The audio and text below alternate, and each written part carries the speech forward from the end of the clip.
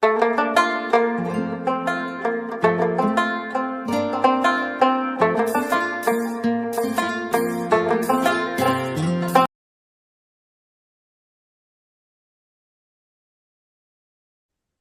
Rahman Rahim. Assalamu alaikum.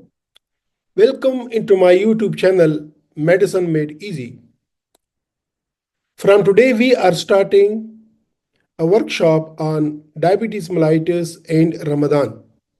This workshop consists of a couple of episodes where we shall see what's the impact of Ramadan on body and what's the impact of Ramadan in patients with diabetes mellitus. And when a diabetic patient comes to you and he asks that whether he can have the fast during Ramadan or not, what are the factors which will categorize that patient into high risk, moderate risk, and a low risk, and how you will advise accordingly. So be with me in this whole series, and we will explain how the different aspects of diabetes mellitus they should be taken care of while patient is having fasting during Ramadan. Bismillah Rahman Rahim. Welcome into the first episode of our workshop on Ramadan in diabetes mellitus. This workshop is based upon the practical guidelines published in 2021 by a group which comprised experts from all over the world, the Muslim countries. And I'll suggest that you must go through these guidelines. Management of diabetes during Ramadan. People with diabetes as well as healthcare professionals, they face challenges during Ramadan. For those that fast, the onset of Ramadan can lead to a sudden change to one's usual lifestyle. This can include a shift in meal times and diet, changes to usual sleeping schedules, and adjustments to physical activity patterns.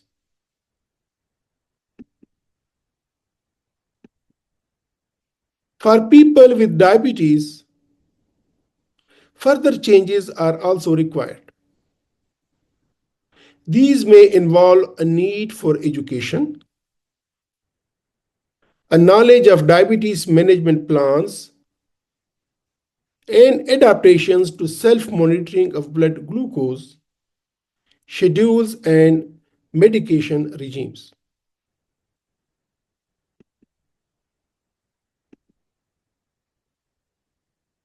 Due to the varying and metabolic nature of diabetes, people living with it are also at greater risk of complications from large changes in food and fluid intake.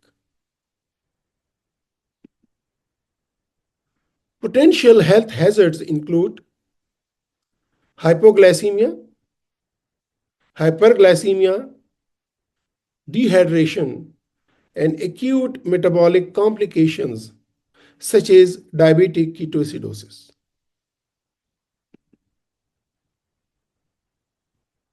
For healthcare professionals, the challenges involve ensuring that individuals with diabetes that are seeking to fast can do so safely.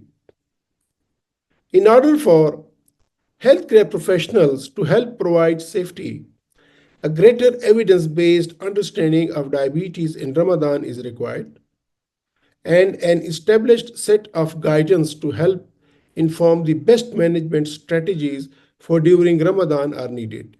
And this is the reason of our workshop. A patient-centered approach is essential. Considering type of diabetes, treatment regimes, risk factors, and individual preferences.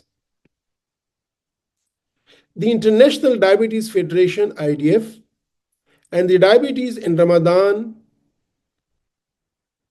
International Alliance, they have published the guidelines, and I am presenting these guidelines to you in the form of this workshop.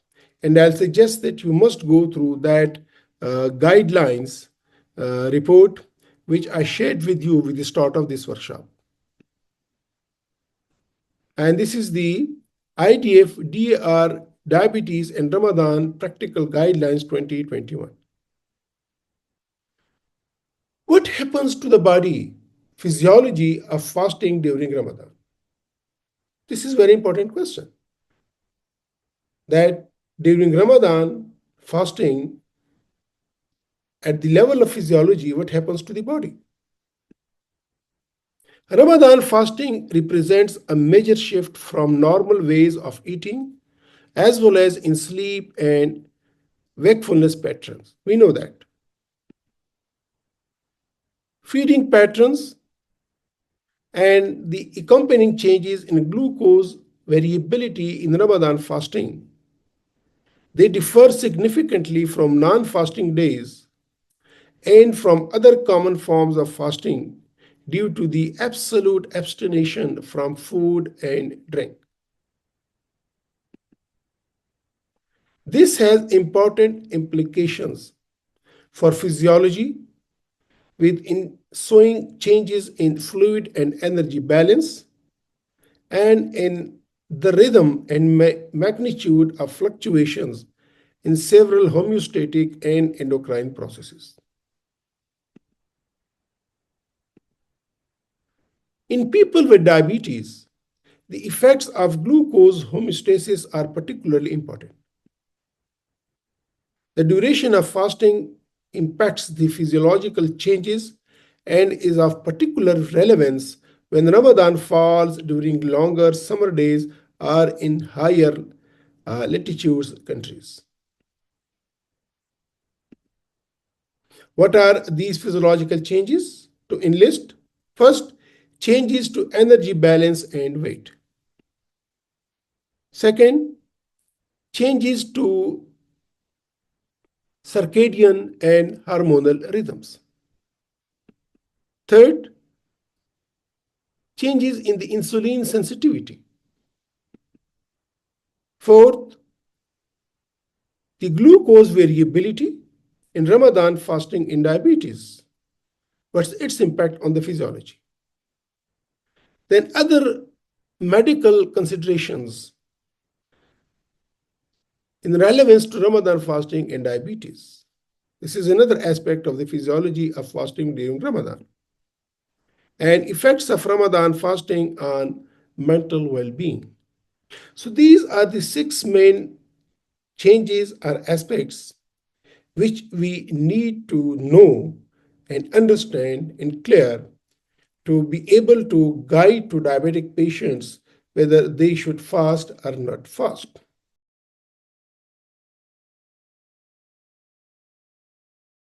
Bismillah ar-Rahman ar-Rahim. Assalamu alaikum. Welcome into the second episode of our workshop on management of diabetes mellitus in Ramadan. Today we shall see what are the physiological impacts of Ramadan fasting on human body. We enlisted 6 effects of Ramadan fasting on human physiology, and today we shall dive deep into these 6 impacts, and we shall learn that why we should be careful about diabetic patients who want to fast during the month of Ramadan, what physiological changes can impact their body, and if there is any risk to them, how this risk is calculated, and how we shall be sure that our patients may keep fast or may not. So let's go to the discussion on physiological impact of Ramadan fasting on human body. physiological changes in the human body because of the fasting during Ramadan. And we enlisted a couple of changes, and these include first, changes to energy balance and weight. Second, changes to circadian and hormonal rhythms. Third is the insulin sensitivity. What happens to insulin sensitivity in fasting during Ramadan? Fourth, physiological impact is on glucose variability in Ramadan fasting in diabetes. Then we shall discuss other medical considerations uh, in relevance to Ramadan fasting and diabetes.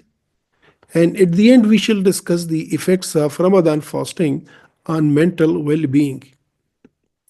So, take the first aspect, that is the changes to energy balance and weight during Ramadan. With major changes to meal times and content of the meal and sleeping times, there are also changes in activity patterns during Ramadan. So we see changes in the meal time, changes in the content of the meal, changes in the sleeping times, as well as changes in the activity patterns. Daytime and overall activity are reduced. We know that. Although there does not appear to be significant changes in resting metabolic rate. Though the daytime and overall activity is changed, but the resting metabolic rate remains the same. As sleeping time also decreases, we know that there is no significant change in total 24 hours daily energy expenditure. There is on average a reduction in total daily energy intake and a net weight loss of around 1 kg by the end of Ramadan. This is by and large in each and every one. Though weight loss is not a universal outcome, and weight change with Ramadan shows a great deal of inter-individual variability, but by and large we see 1 kg loss. Coming to the second component of the physiological impact, that is the changes in circadian and hormonal rhythms. Epigenetic studies have shown alterations occurring to clock circadian rhythm, which is controlling genes during Ramadan. These can affect hormones, which can in turn affect insulin sensitivity and thus glucose levels. These hormones include cortisol, leptin, adiponectin, ghrelin, growth hormone, and testosterone.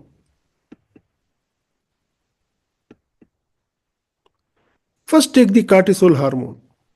Generally, rises in cortisol are associated with rises in blood glucose levels. We know that. Typical high morning to evening cortisol ratio is reduced from 2.55 to 1.22 during Ramadan fasting. So this is one impact of the Ramadan fasting on the cortisol rhythm. The second hormone, the leptin. Higher leptin in the morning, probably reflecting mealtime changes. So it has been noted that the leptin levels are higher in the morning. Evening levels are, however, similar to that of pre-Ramadan. So in the Ramadan, the leptin levels are high in the morning, but in the evening, the levels remains the same. The other hormone is that of adiponectin. Higher levels of adiponectin has been found, and these are associated with increased insulin sensitivity. Adiponectin levels decrease in the morning days of Ramadan, but there is conflicting information in the evening. Some studies proclaiming an increase and others a decrease.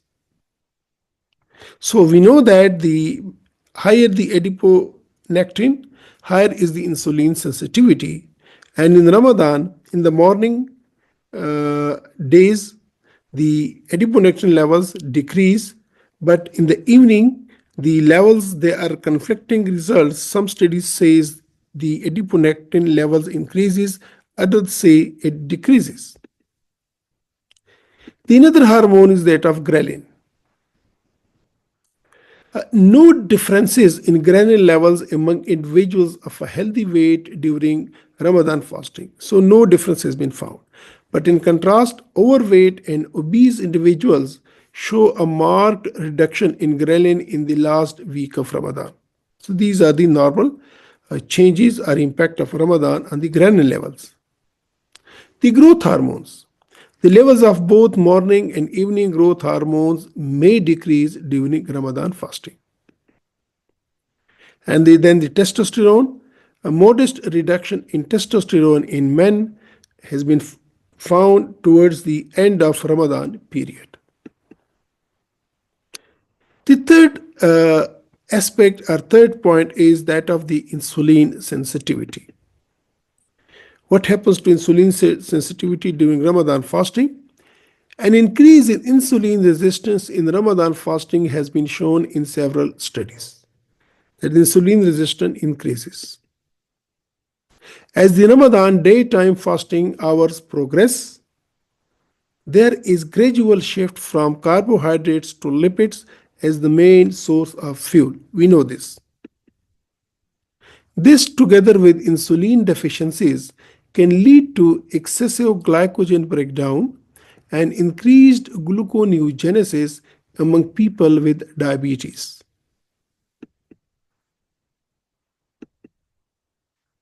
Eating large quantities at and after iftar can cause further rise in blood glucose levels. As a result, the risks facing people with diabetes are heightened during Ramadan. These include hypoglycemia, hyperglycemia, diabetic ketoacidosis, dehydration, and thrombosis. The fourth effect is glucose variability and Ramadan fasting in diabetes. In healthy individuals without diabetes, data generated in continuous glucose monitoring, that is CGM studies in Ramadan, report stable blood glucose levels. At iftar, a modest rise in interstitial glucose and therefore blood glucose is observed. But this increase remains within normal ranges. This is the blue is the non-Ramadan period, and this is the 24 hours daytime.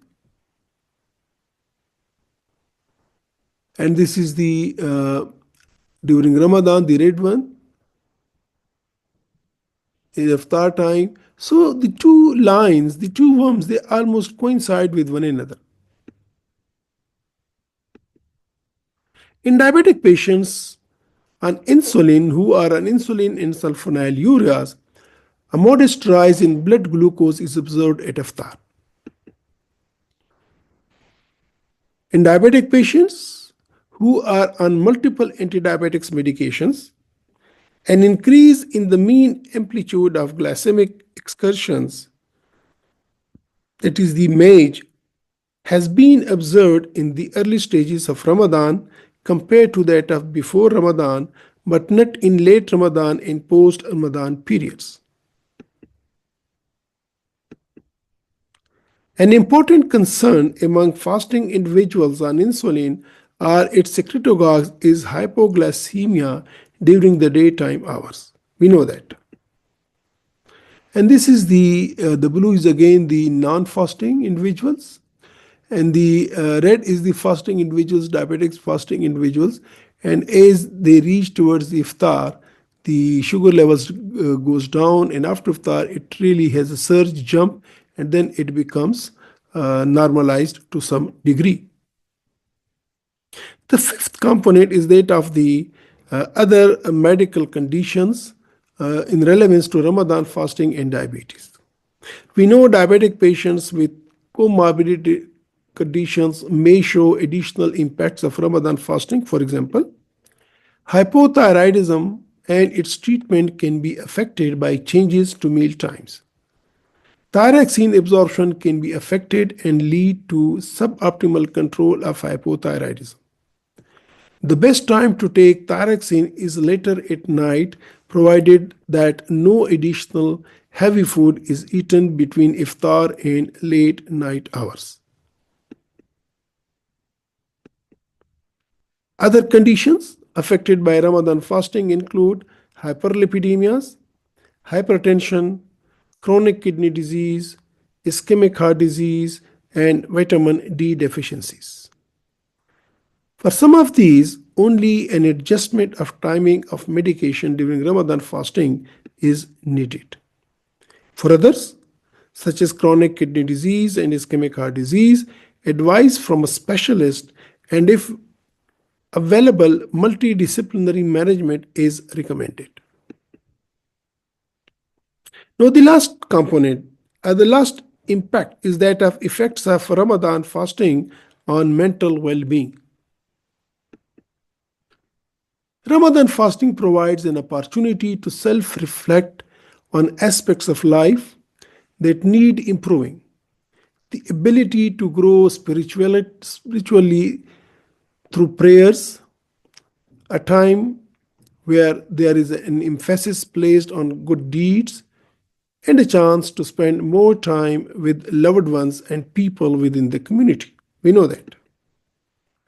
Ramadan fasting lowers depression, anxiety, stress on one hand, and improves memory, overall mental well-being, self-acceptance, self-sufficiency, social relations, and personal growth on the other. Other studies have found the opposite. A systemic review found Ramadan fasting to be associated with a negative impact to mental well-beings. People with pre-existing feelings of depression might also experience poorer glycemic control when fasting during Ramadan. And this is a very beautiful summary of the physiology of fasting during Ramadan. The lifestyle changes occurring when fasting during Ramadan is that sleeping schedule is changed, the meal plans and diet is changed, the physical activity patterns are changed, there is a reduction of vices such as smoking, and of course the medication adjustments are required. The physical and mental benefits of fasting during Ramadan is that sense of fulfillment in proportion in all aspects of Ramadan. Then there is improvements in weight or BMI.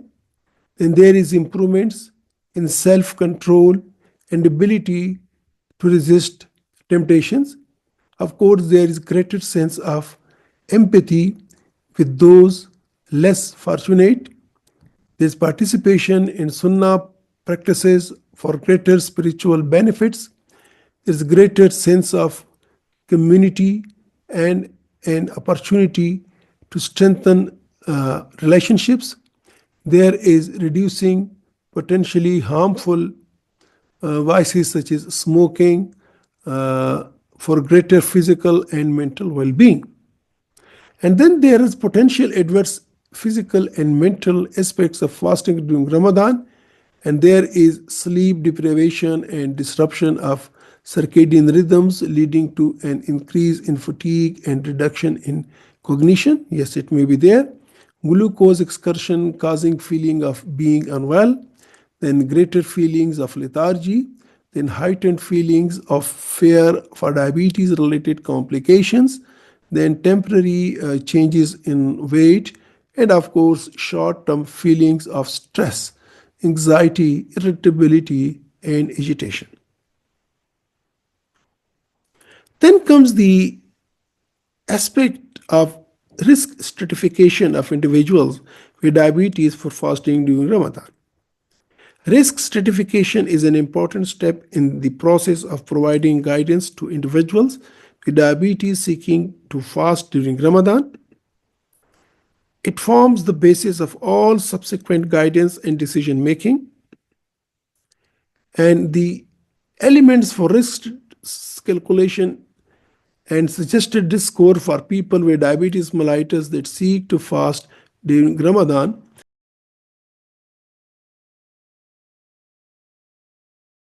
Bismillah ar-Rahman ar-Rahim. Assalamu alaikum.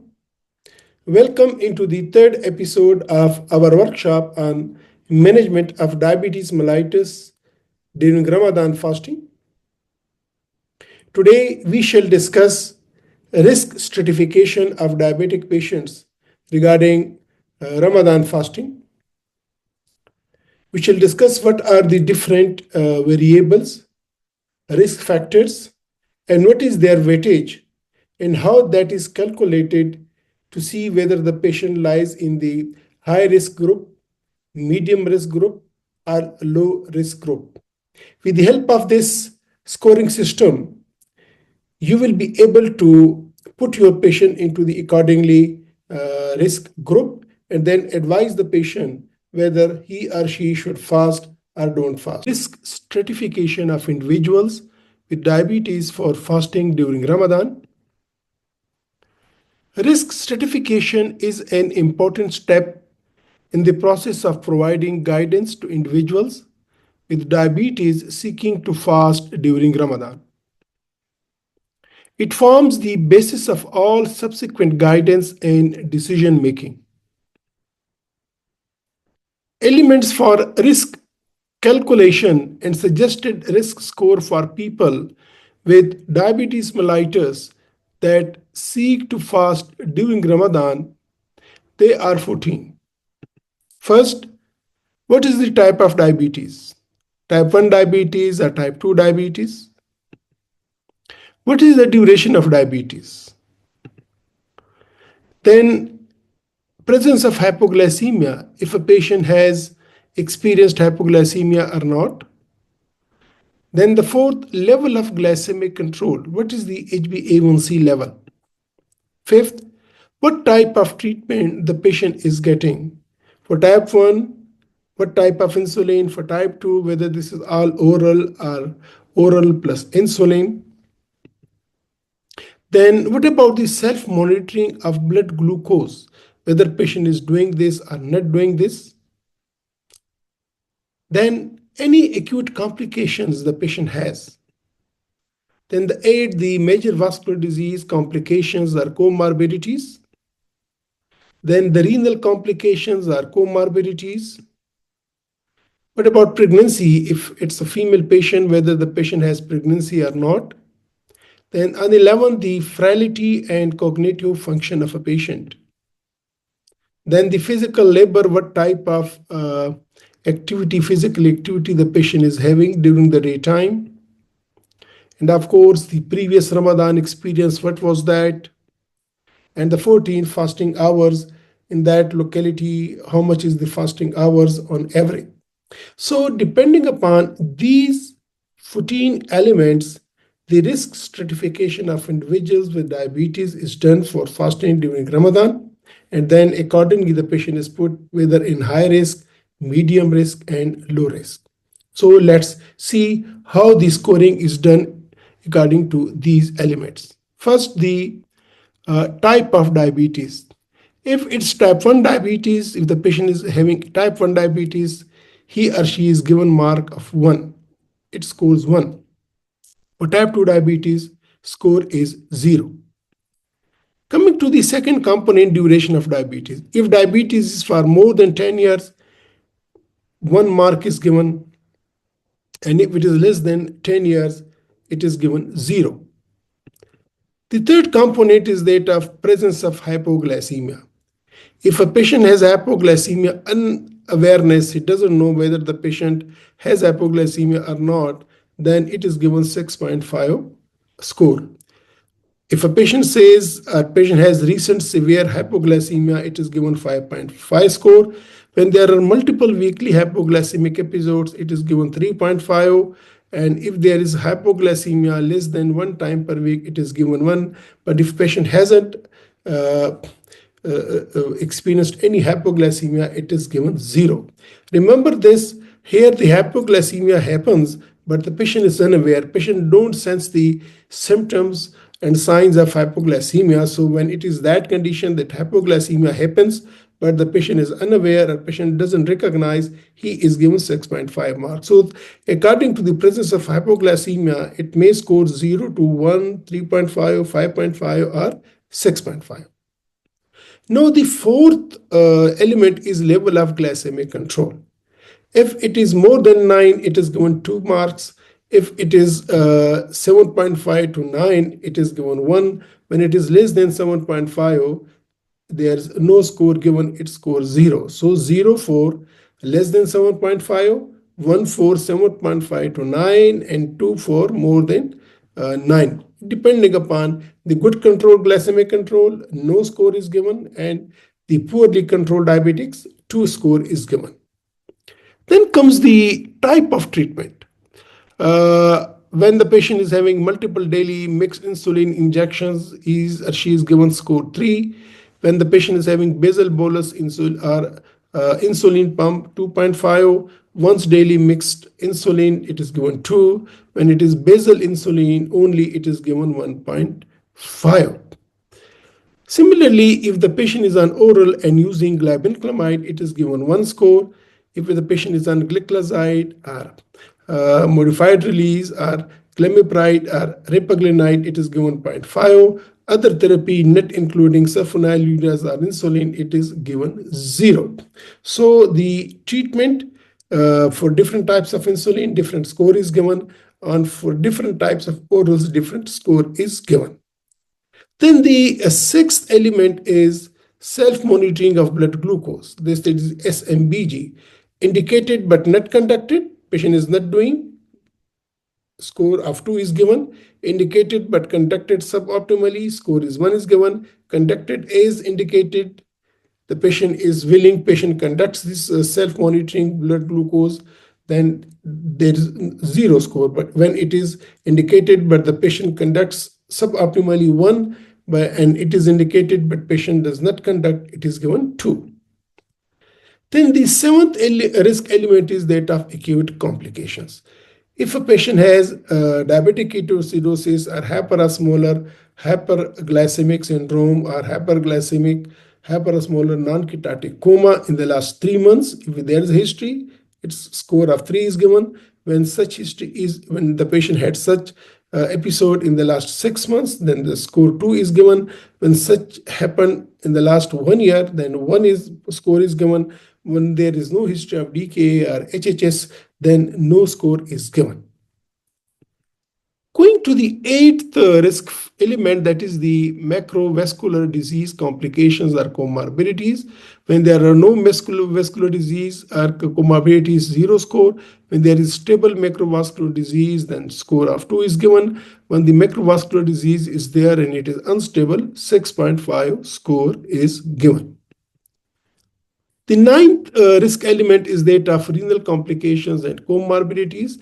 When the eGFR is more than 60, no score is given. When it is 45 to 60, 2 score is given. When it is 30 to 45, then the 4 score is given. When it is less than 30, 6.5. So if it is severely impaired, less than 30, 6.5 score is given. When it is higher than that, the function is better relatively as compared to this 30 to 45, then 4 score is given. 45 to 60, then 2 score is given. More than 60, 0 score is given.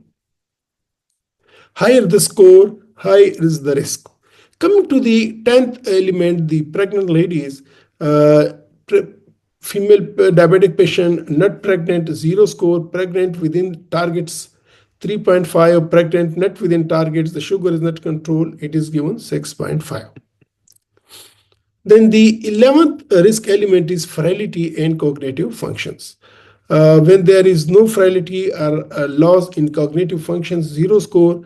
When the age is more than 70 years with no home support, 3.5. When the patient has got impaired cognitive functions or frailty is there, 6.5 score is given. Then the 12th risk factor is that of physical labor.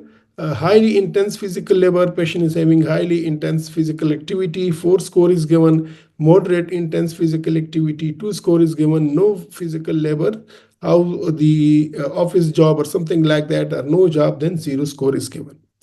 Coming to the 13th risk element, that is the previous Ramadan experience. Overall negative experience, 1 score, no negative or positive experience, 0 score. And this is when how the previous year Ramadan experience was. The 14th risk element is that of fasting hours, location. When it is less than 16 hours, 0 score. When it is more than 16 hours, 1 score. So when you go through this checklist and then allocate the marks to that very particular patients, so depending upon the score, and this is the signal lights, when the score is more than 6, he or she is put in the high risk group where fasting is probably unsafe.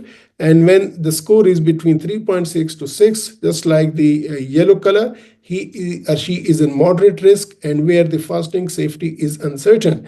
When the score is 0 to 3 or less than that, then the patient is in the low risk where fasting is probably safe. So if a patient has got more than 6 score and he is in the high risk, so fasting is probably unsafe, and you advise that patient against fasting. When it was in the yellow group, and the yellow group is, I told you, the marks, the points are the 3.6 to 6. So in this group, that is the moderate risk, the fasting safety is uncertain. The patient needs medical evaluation before Ramadan, medical adjustments, the treatment must be adjusted, and the strict monitoring is warranted in such patients. When it is less than 3, coming again, the fasting in this yellow group is that the fasting is preferred, but patients may choose not to fast if they are concerned about their health after consulting with the doctors and taking into account the full medical circumstances and patient's own previous experience. So patient may say that I'm afraid. So it depends upon the patient will have to give the fidya and all that. So if the patient does not fast, they must follow medical recommendations, including regular blood glucose monitoring.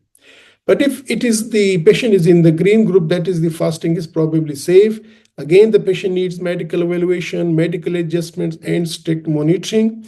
And fasting is obligatory in this group. Advice not to fast is not allowed. You ask the patient that they should fast unless patient is unable to fast due to physical burden of fasting or needing to take medications. These medications are so that you cannot change, and they are frequent medications. Or food or drink during the fasting hour. Otherwise, on medical grounds, patients must fast in this group. Then what are the key components of Ramadan focused educational program? You must have this program in your facility. And this should include risk quantification and exemptions and removing misconceptions. Second, blood glucose monitoring. Third is fluids and dietary advice. Fourth is physical activity and exercise advice. Fifth is medication adjustments and test for fasting. And then the when to break the fast, the patient should be educated on that, and recognition of hypo or hyperglycemia symptoms. This is the key components of Ramadan focused educational program, the self-monitoring of blood glucose. When to test, the number of blood glucose monitoring differs according to the case, and it may be the pre-dawn meal, that is pre-sohar, then the morning, then the midday, then the mid-afternoon, then the pre-iftar, then 2 hours after iftar, at any time in between. So from these, you ask the patient how to do the self-monitoring of blood glucose. So the management of individuals with diabetic patient when fasting during Ramadan. Guidance on the management of diabetes must be provided prior to Ramadan, as I said. A pre-Ramadan assessment needs to take place ideally 6 to 8 weeks before the start of the Ramadan. Healthcare providers need to obtain a detailed medical history and perform a risk assessment. And this risk assessment forms the basis of all recommendations thereafter. These include advice on whether fasting is safe, strategies for dose modification, and treatment regime adjustments, the provisions of Ramadan focused education and nutrition advice.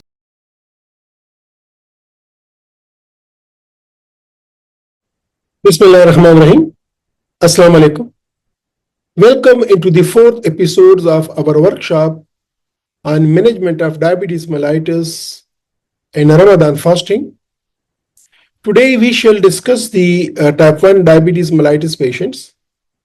We shall discuss how to advise our adolescents and adult patients who are having type 1 diabetes mellitus and are using insulin, whether they should fast or not, and if they should fast, what change should be done in their insulin dosages, the timings, and types of insulins. So we shall discuss all these aspects in today's vlog.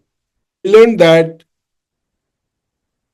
guidance on the management of diabetes must be provided prior to Ramadan. This is very important, that we guide our patients prior to Ramadan, whether they can have fast or not, and if they want to fast and they are eligible to fast, what precautions they must have.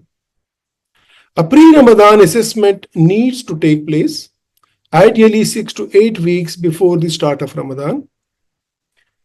The healthcare professionals needs to obtain a detailed medical history and perform a risk assessment.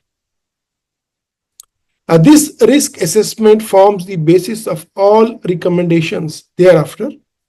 These include advice on whether fasting is safe, strategies for dose modifications, and treatment regime adjustments.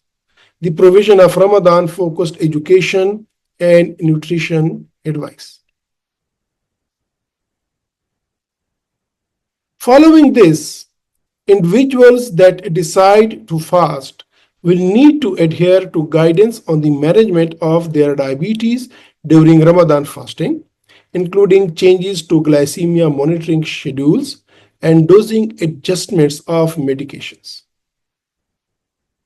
Finally, after Ramadan ends, it is advised that a post-Ramadan follow-up is performed.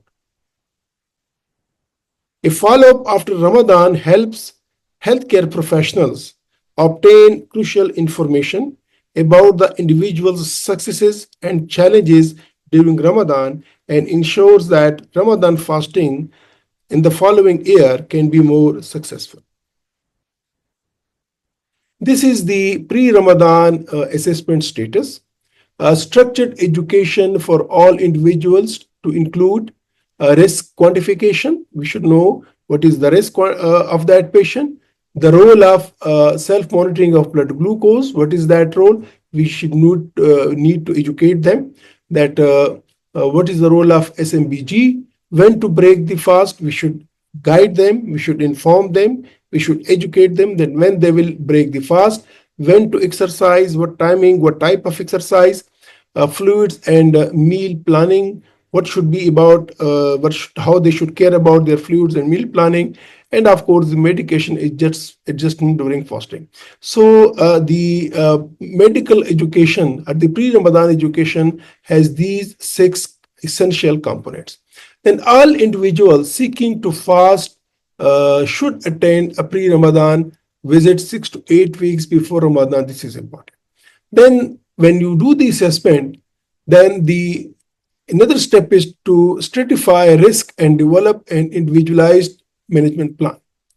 So this will need detailed medical history, aspects of diabetes and ability to self-manage, the presence of comorbidities, the individual's prior experience in managing diabetes during Ramadan fasting, last year how they performed, the individual's ability to self-manage diabetes, and other aspects increasing the risk of fasting. We have explained all the risk stratification in the previous vlog, so all these are now practically executed. A risk stratification, you divide into whether the patient belongs to low risk, moderate risk, and high risk. Then after this stratification, then during Ramadan, you advise them on frequency of the self-monitoring blood glucose, and it needs to be guided by risk stratification and visualized. If the patient is in high risk, moderate risk, low risk, you advise them accordingly. Then all individuals should break the fast if blood glucose is less than 70, or and they should recheck within 1 hour if blood glucose is 70 to 90. If the blood glucose is more than 300, or symptoms of hypoglycemia or acute illness occurs. So you guide them that if these scenarios happens, if these happens, they should break their fast. And after when the Ramadan is over, then the post-Ramadan assessment is very important. So, as said in the intro, today we are discussing the insulin regimes and blood glucose monitoring among patients with type 1 diabetes, and we start from the adolescents. The most widely used insulin regime in adolescents are basal-bolus regimes, that you give the basal as well as the bolus regimes. Then continuous subcutaneous insulin infusion with or without sensors. This is not common here in Pakistan. Only in selected centers or a group of people they are using it. Then conventional twice daily in pH or regular short-acting human insulin, and premixed insulins. So these are the different types of insulins, are the most widely insulin regimes which are prescribed in adolescent here in Pakistan.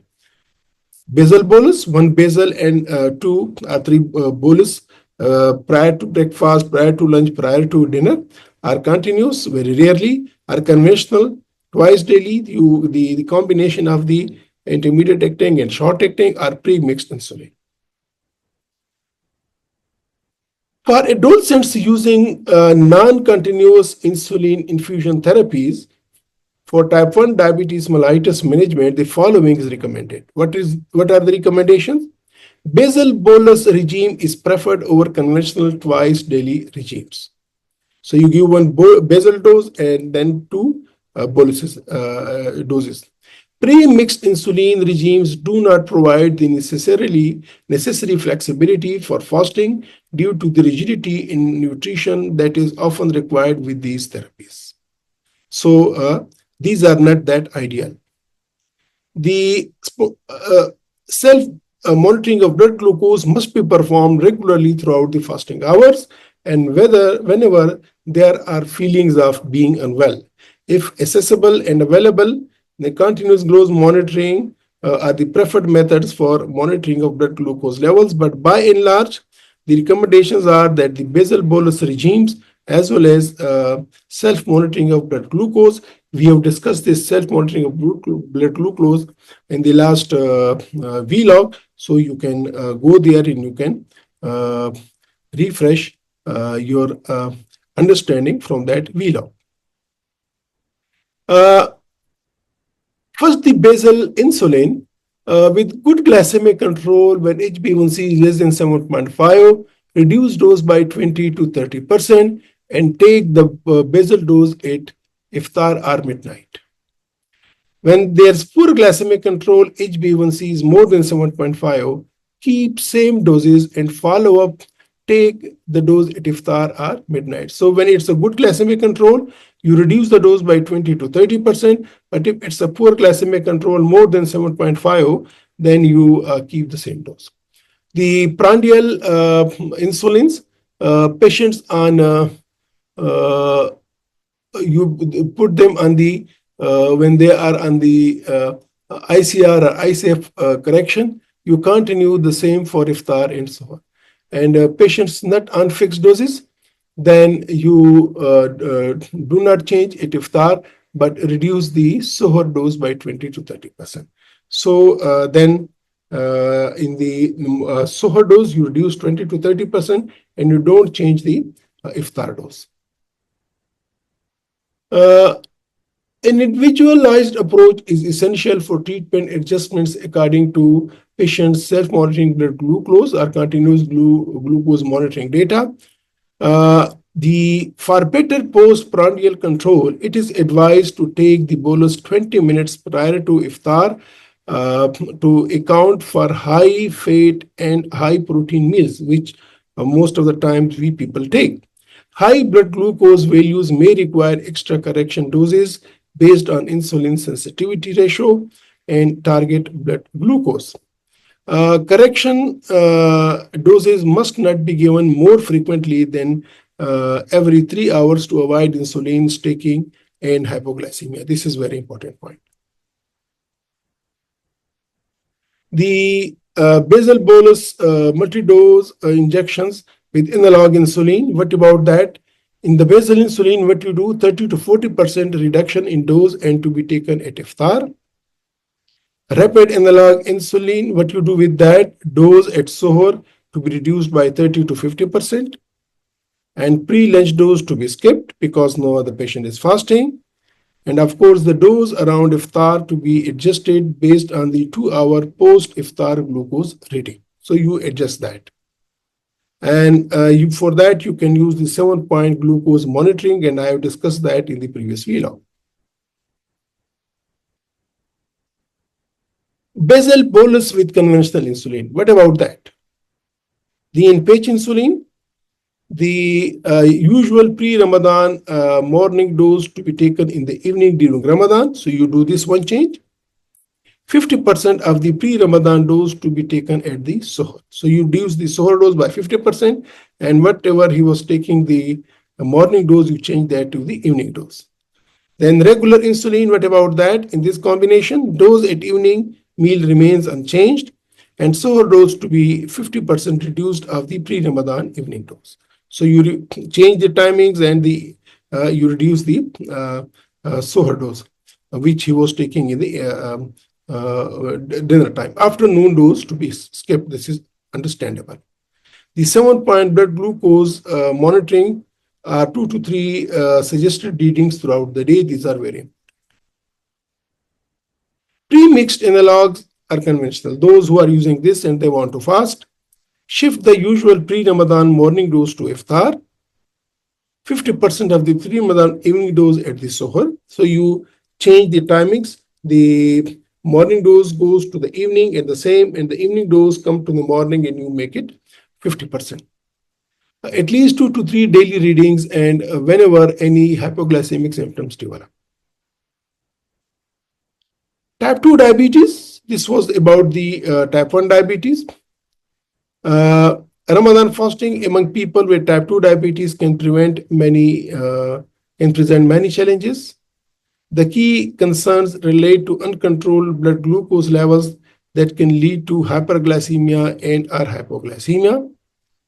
The appropriate and effective blood glucose monitoring and medical management of type 2 diabetes is crucial to ensure safety during Ramadan. So we shall discuss this type 2 diabetes in our coming tomorrow's vlog. So till then, take care, and we meet tomorrow in the discussion of the type 2 diabetes mellitus in the Ramadan fasting. Khuda Hafiz.